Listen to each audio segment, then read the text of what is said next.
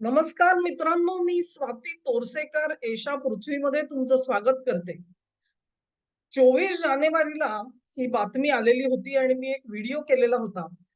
3 बंडांची कथा म्हणून आणि त्याच्यामधलं एक बंड जे होतं ते चीनमध्ये झालेलं बंड ज्याच्यात अ, झांग युशिया ह्यांना अटक झाली आणि त्यांच्या सोबतचे आणखी एक लिऊ झेंगली ह्यांना सुद्धा अटक झाली. ही बातमी 24 जानेवारीच्या आसपास आली. परंतु मुळात असं सांगितलं जातं, की त्यांना ताब्यात घेतलं गेलं ते 18 जानेवारीलाच ताब्यात घेतलं होतं. आणि मग त्याच्यानंतर बातम्या यायला सुरुवात झाली, की त्यांच्यावरती काय आरोप ठेवले गेले. एक लक्षात घ्या 25 जानेवारीला उर्सुला फोन डेर लेyen ह्या भारतात येणार होत्या आणि त्याच दरम्यान ह्या बातम्या बाहेर यायला सुरुवात झाली. आणि त्याच्यामध्ये झांग यांच्यावरची कारवाई आणि खास करून वॉशिंग्टन पोस्टनी बातमी दिली, की ह्यांच्यावरती आता न्यूक्लिअर सिक्रेट्स फोडल्याचा आरोप ठेवण्यात आलेला आहे. म्हणजे एक असा आरोप, की ज्याच्यामधून सुटकेची आशा झांग यांना कदाचित आता उरणार नाही. सीनियर जनरल आहेत ते आणि त्यांच्या लष्कराच्या वरिष्ठ पातळीवरती काम करणारे आहेत. आणि तरी सुद्धा शी जिनपिंग यांनी हे पाऊल उचललं त्याबद्दल चीनमध्ये सुद्धा थोडीफार उलथापालथ जरूर झाली असेल. याचं कारण असं, की इतक्या मोठ्या पदावरचे जनरल्स आणि त्यांचं उच्चारण, हकालपट्टी. गेले 1-1.5 वर्ष आपण सतत अशा बातम्या ऐकलेल्या आहेत. जवळ-जवळ 13 जनरल्स काढले गेले, 17 काढले गेले वगैरे, वगैरे. आपण ऐकलेलं आहे त्याच्यात आणि मग शी जिनपिंग यांना राज्य करणं कसं कठीण होतंय दिवसेंदिवस ह्याच्याही कथा. मग शी जिनपिंग कसे आजारी होते आणि ते 3 आठवडे कुठे दिसलेच नाहीत. त्यांच्यावर काय गंभीर सर्जरी करण्यात आलेली आहे किंवा त्यांना गंभीर आजार आहे. त्यांच्या जीवाला धोका आहे. काही जणांनी तर त्यांना तुरुंगात टाकलंय. आत्ताच्या घडीला 24 जानेवारी नंतर तर बीजिंगमध्ये सैनिकांच्या पहाऱ्यात शी जिनपिंग आहेत, अशा सुद्धा बातम्या दिल्या गेल्या. तर ह्याच्यामधलं वास्तव किती आणि अतिशयोक्ती किती हा एक वादाचा मुद्दा जरूर ठरू शकेल. पण शी जिनपिंग ह्यांना मुळामध्ये अशा तऱ्हेने टार्गेट का केलं गेलं? आणि त्याच्यामधून त्यांनी स्वतःची सुटका कशी करून घेतली हे ते 2 प्रश्न जे आहेत. मी तो व्हिडिओ जेव्हा 24 जानेवारीला केला तेव्हा मी म्हटलं होतं, की मी ह्याच्यावरती अधिक विस्ताराने नंतर बोलेन म्हणून. हा व्हिडिओ जो करते आहे ती त्याची कारण मीमांसा करण्यासाठी आपण करतो. एक लक्षात घ्या, की हा जो संघर्ष चीनमध्ये सत्तेचा चालू आहे, त्याच्यामध्ये शी जिनपिंग यांनी जो काही एक रस्ता आपला मार्ग निवडलेला आहे, त्याला विरोध करणारी माणसं जरूर आहेत. आणि त्यांच्या मार्गामध्ये ते अमेरिकेशी तडजोड करायला तयार नाहीत असं नाहीये. परंतु अमेरिकेला जे डिक्टेट करायचं आहे, म्हणजे ट्रम्प आज्ञा देणार आणि चीनने त्या पाळाव्यात, ही स्थिती शी जिनपिंग यांना मान्य नाही. एक प्रकारे मी हेही सांगितलेलं होतं, की भारत-चीन संबंध जे सुधारले ते 2 धाग्यांवरती असे लोंबकळत होते. पहिला धागा म्हणजे मोदी आणि शी जिनपिंग यांच्यामधले वैयक्तिक चांगले संबंध आणि दुसरं त्यांचे परराष्ट्र मंत्री वांग यी ह्यांचे भारताशी असलेले चांगले संबंध. हे 2 धागे हे मजबूत असल्यामुळेच लष्करी कारवाई होऊ शकली नाही. आणि सतत तुम्ही बघाल, की कुठे ना अगदी पाकिस्तानसारखी परिस्थिती आहे. राजकीय नेतृत्व जे आहे ते संबंध सुधारायला गेलं, की ताबडतोबीने पाकिस्तानचं लष्कर भारतावरती काही ना काहीतरी कारवाई करतं. कुठेतरी लष्करी आक्रमण असेल, दहशतवादी एखादी अ, घटना घडवून आणायचं काम असेल, म्हणजे दोन्ही देशांमध्ये संबंध बिघडावेत, ते सुरळीत होऊ नयेत, याच्यासाठी तिथलं लष्कर प्रयत्न करतं. अशीच काहीशी अवस्था चीनमध्ये आहे का, ही शंका आज यायला आपल्याला वाव उरलेला आहे आणि हे अगदी गलवानच्या बाबतीत, डोकलामच्या बाबतीत सुद्धा हेच झालं होतं. डोकलामच्या वेळेला तर शी जिनपिंग भारताच्या दौऱ्यावर होते आणि मोदींनी अखेर त्यांना विचारलं, "तुमचं लष्कर काय करतंय? याची तुम्हाला कल्पना आहे का?" म्हणून. म्हणजे असे रिपोर्ट आलेले होते. अधिकृत तुम्हाला कुठे मीटिंगचा वृत्तांत म्हणून हे काही मिळणार नाही बघायला. हीच अवस्था गलवानच्या बाबतीमध्ये झालेली होती आणि त्यावेळेला कोविडचं संकट चालू होतं. हे सगळं जेव्हा बघाल आणि म्हणून मोदींनी कुठेही हा जो प्रश्न आहे गलवान असेल किंवा जो सीमा सीमा रेषेशी संबंधित असलेले चीनशी आपले वाद जे आहेत, त्याच्याबद्दलची चर्चा ही लष्करापुरती का सीमित ठेवली? कारण उंगल्या करणारं चीनचं फक्त लष्कर आहे. त्याच्यामध्ये ह्या राजकीय व्यवस्थापनाचा काही संबंध नाही. या कन्क्लुजन पर्यंत कदाचित भारत सरकार तेव्हा येऊन पोहोचलं असेल. हे इलॅबोरेट अशासाठी करते, की तुम्हाला चीनमधला जो संघर्ष आहे, त्याची साधारण कल्पना यावी म्हणून.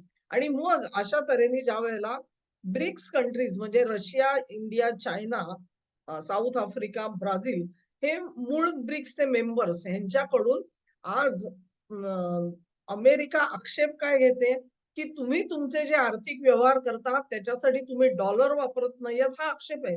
आणि मग अशा तऱ्हेने जर का तुम्ही डॉलरचं उच्चाटन करत गेलात, तर संपूर्ण जगामध्ये वापरलं जाणारं डॉलरचं प्रमाण कमी होईल आणि अमेरिकेला त्याचा थेट तोटा, झीज सहन करावी लागेल. आणि म्हणून ट्रम्प भारताला धमक्या देत होते, की कसंही करा आणि तुम्ही ब्रिक्समधून बाहेर पडा, तरच ट्रेड डील होईल.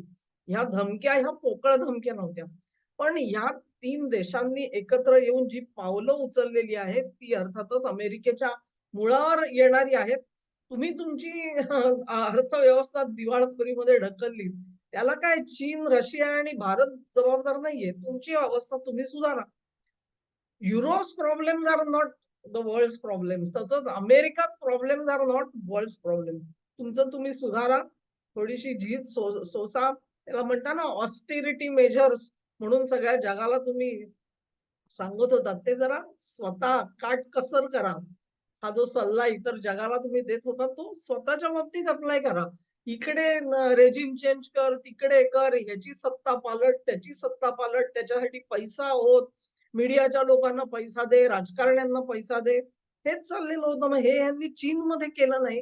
ह्याचा काही पुरावा आहे का? केलं नाही याचा पुरावा विचारते. केलं असणारच याच्याबद्दल खात्री आहे आणि शाश्वती आहे. झालं काय? ही कथा तुम्हाला सांगते आहे. 4 जानेवारी रोजी काही महत्वाच्या बैठका चीनमध्ये घडल्या आणि 4 जानेवारी रोजी शी जिनपिंग यांनी तातडीने एक बैठक बोलावलेली होती. त्या बैठकीमध्ये काय झालं हे ऐकण्यासारखं आहे. तिथे जी पी-बी-ओ-सी म्हणजे पब्लिक बँक ऑफ चायना जशी आपली एक रिझर्व्ह बँक कशी एक महत्वाची बँक आहे, तशी त्यांची पी-बी-ओ-सी आहे. त्यांनी काही महत्वाच्या घोषणा केल्या. त्या घोषणा कोणत्या होत्या लक्षात घ्या. त्याच्यात त्यांनी सांगितलं, की ज्या अमेरिकन कंपन्या डिफेन्स सेक्टरमध्ये काम करतात, संरक्षणाचं साहित्य बनवतात किंवा सेवा देतात, अशा कंपन्यांच्या सोबत जे व्यवहार डॉलरमध्ये केले जातायत ते पूर्णपणे गोठवले गेले. पूर्णपणे गोठवले गेले. आता गंमत अशी आहे, की ह्याची कुठचीही पूर्वकल्पना देण्यात आलेली नव्हती. हा अचानक घेतला गेलेला निर्णय होता आणि त्याची वेळ सुद्धा लोक सांगतायत, की सकाळी 9, 9:15च्या बेताला हे सगळं डिक्लेअर झालं. आणि त्यानंतर जे ट्रान्झॅक्शन्स लोक करायला लागले, ती सगळी सुरळीत होईनात. म्हणजे ती थ्रू होत नव्हती. आणि मग शंका आल्यानंतर मग कुठेतरी लक्षात आलं, की ही सगळी ट्रान्झॅक्शन जी आहेत ती गोठवली गेलेली आहे. ह्याच्यामध्ये कोणत्या कंपन्या सापडल्या? त्याच्यात लॉकहीड सापडली, रेथिऑन सापडली, बोईंग सापडली आणि डायनॅमिक्स असेल म्हणजे अशा पद्धतीच्या त्यांच्या ज्या डिफेन्स सेक्टर मधल्या कंपन्या होत्या त्यांना डॉलरमध्ये दिलं जाणारं जे पेमेंट आहे, ते पेमेंट थांबवलं गेलं एक प्रकारे. खूप मोठा निर्णय होता आणि त्याची पूर्वकल्पना कुठेही या कंपन्यांना नव्हती. प्रकरण इथेच थांबलं नाही. त्याच दिवशी चीनचं जे स्टेट ग्रिड कॉर्पोरेशन आहे, त्या कॉर्पोरेशननी काही महत्वाच्या घोषणा केल्या आणि या घोषणांमध्ये त्यांनी असं सांगितलं, की डिफेन्स जे कोणी कंपन्या ह्या अमेरिकेला काही सप्लाय करतात, अ, त्याच्याबद्दल त्यांची सगळी जे कंत्राटं आहेत, त्यांचा रिव्ह्यू केला जाईल. त्यांची परत पडताळणी होईल आणि आत्ताच्या घडीला अशी सगळी कॉन्ट्रॅक्ट जी आहेत, ती नल अँड व्हॉइड म्हणजे ती रद्दबातल झालेली आहेत असं समजावं. पडताळणी केल्यानंतर एखादं कॉन्ट्रॅक्ट जर का ठीक वाटलं, तर ते चालू करता येईल, पूर्ववत करता येईल. परंतु तोपर्यंत तरी अशी जी सगळी ट्रान्झॅक्शन्स आणि कंत्राट आहेत तीच मुळात रद्द केली गेली. आता कंत्राट रद्द केल्यानंतर त्याच्यानुसार होणारी जी पेमेंट्स आहे ती सुद्धा अर्थातच थांबली. जे कंत्राटात अस्तित्व नाही त्याचं पेमेंट कुठून तुम्ही करणार? ह्या दोन्ही ॲक्शन ज्या आहेत त्या एकाच दिवशी घेतल्या गेल्या. एक हे अत्यंत महत्वाची गोष्ट लक्षात घ्या. शी जिनपिंग तिथेच थांबले नाहीत. त्याच दिवशी दुपारी चीनचं जे नॅशनल पेट्रोलियम कॉर्पोरेशन आहे, त्यांनी एक महत्वाचा निर्णय जाहीर केला. काय निर्णय जाहीर केला? आत्तापर्यंत चीन अ,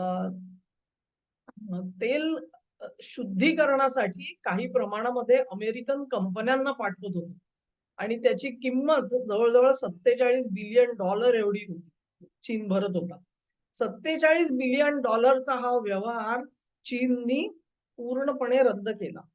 इथून पुढे आपलं तेल शुद्धीकरणासाठी भारतामध्ये पाठवलं जाईल, ब्राझीलमध्ये पाठवलं जाईल किंवा साऊथ आफ्रिकेमध्ये पाठवलं जाईल, असं चीननी जाहीर केलं. हे जे त्यांचं नॅशनल पेट्रोलियम कॉर्पोरेशन आहे, हा दुसरा निर्णय जो थेट अमेरिकेच्या वर्मी घाव घातल्यासारखं होतं. तुम्ही म्हणाल, की "अरे बापरे! हे 2 मोठे निर्णय झाले." ते 2 मोठे निर्णय तर झाले. म्हणजे एक काय झालं, कंत्राटच रद्द झाली. दुसरं काय झालं, तर पेमेंट सगळी गोठवली गेली. अकाउंट्सच सगळे हे केले गेले. एक प्रकारचे सँक्शन्स आहेत लक्षात घ्या. तिसरं काय केलं, तर त्यांच्याशी असलेले तेलाचे व्यवहार बंद केले गेले.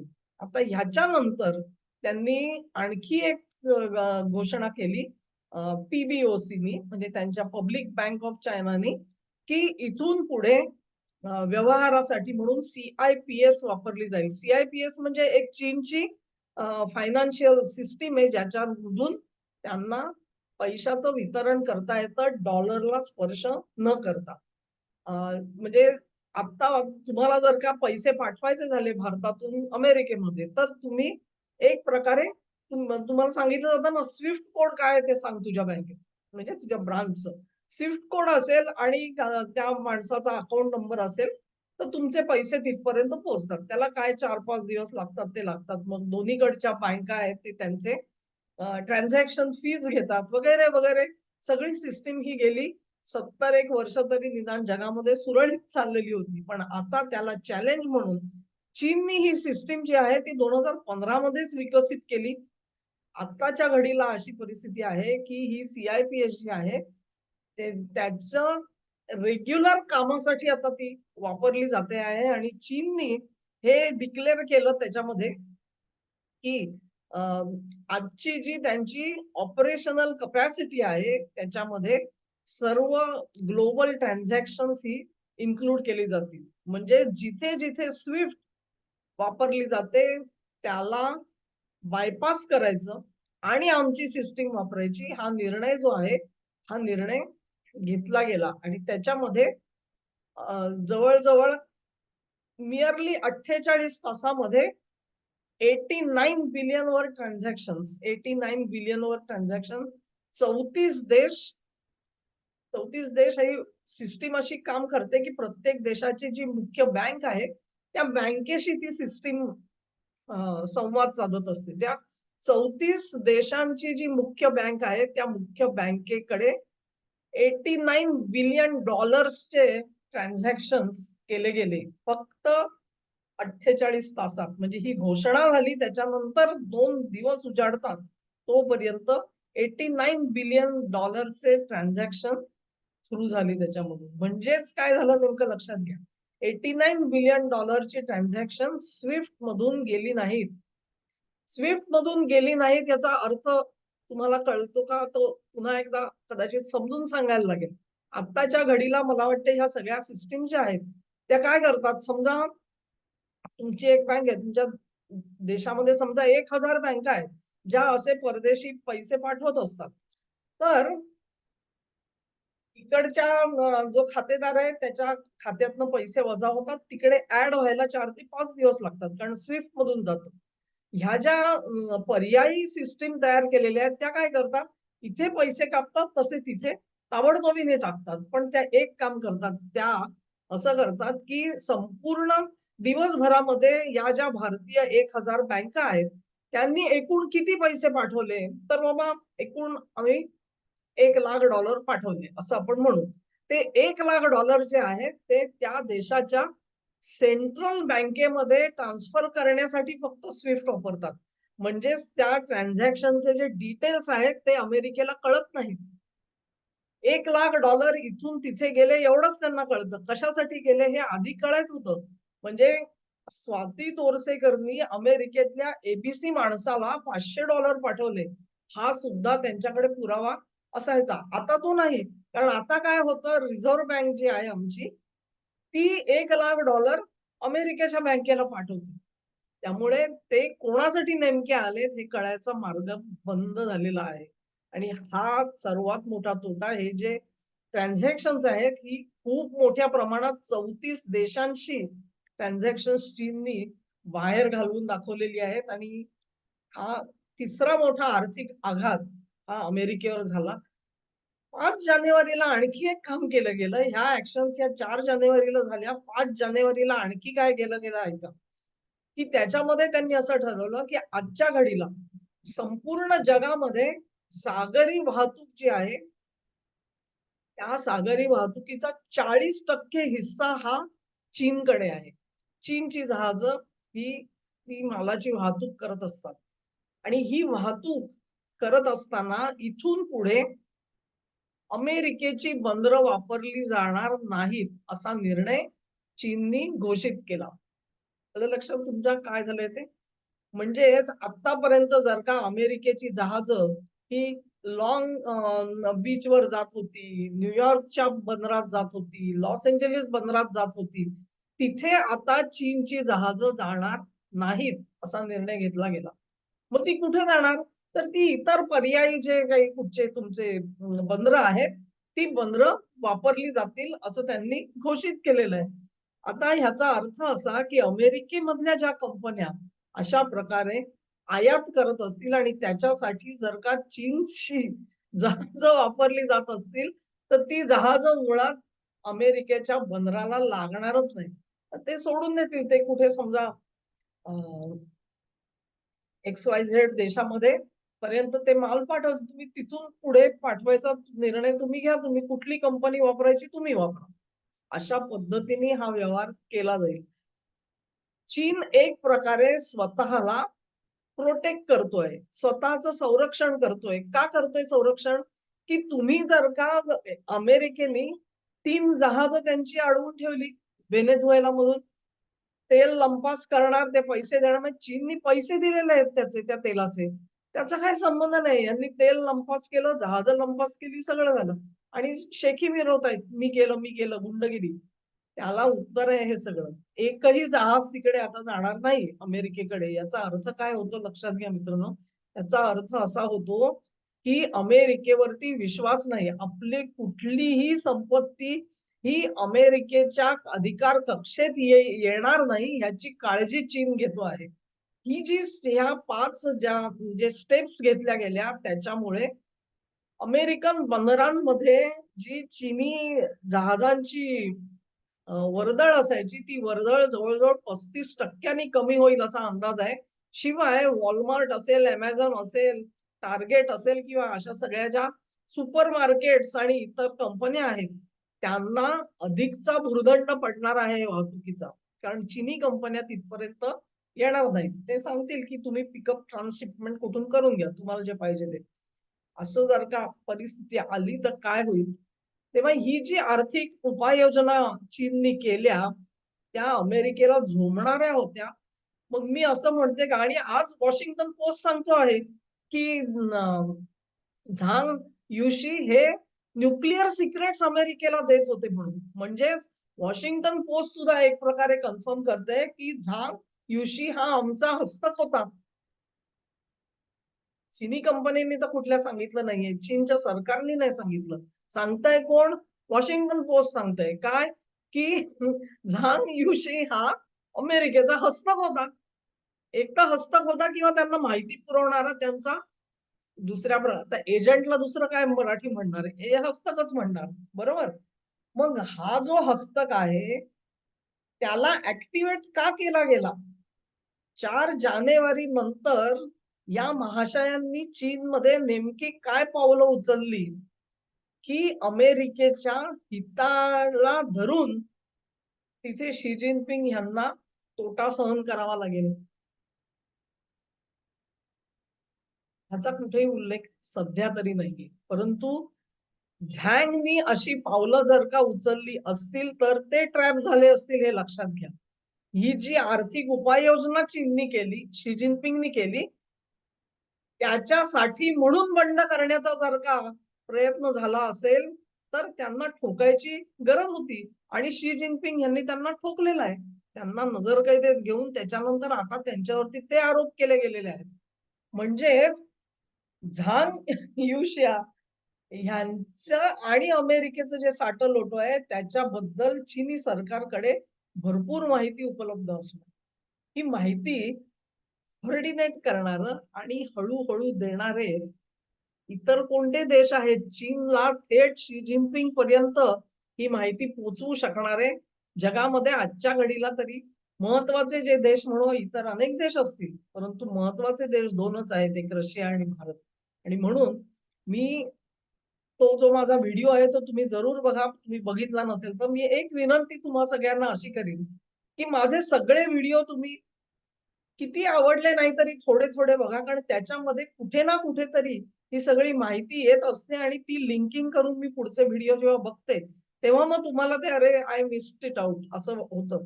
ते तुमच्या YouTube ॲपवरती चॅनेलवर कसं जातात हे मला कळत नाही. मी ब्राउझरमधून चॅनेलवरती जाते. पण तुम्ही जर का बघाल तर तुम्हाला सगळे व्हिडिओ जे आहेत ते एकामागोमाग एक बघायला मिळतील. तो व्हिडिओ तुम्ही जरूर बघा म्हणजे तुमच्या लक्षात येईल मी आता काय म्हणते ते. ही व्हिडिओ तुम्हाला आवडला असेल अशी आशा करते. आवडला असेल तर लिंक शेअर करा, व्हिडिओला लाईक करा, चॅनेलला सबस्क्राईब करा आणि तुमचं सहकार्य माझ्यासोबत असंच राहू द्या. नमस्कार.